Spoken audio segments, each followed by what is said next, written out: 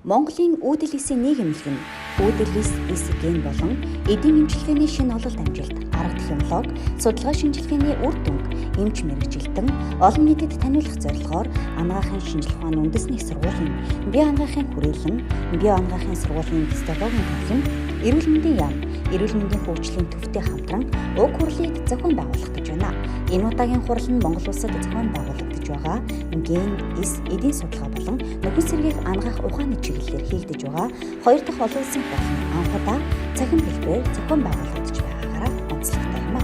Энэхүү хурлын үеэр дэлхийн өнцөг булан бүрт суралцаж ажиллаж байгаа Монгол эрдэмтэд болон олон улсын тэргүүлэх судлаач эрдэмтэд судалгааны бүтээлээ хэлэлцүүлж ген үүдэл эсийн эмчилгээ, нөхөн сэргээх анагаах ухааны технологи болон эмчилгээний талаар санал бодлоо солилцох болно.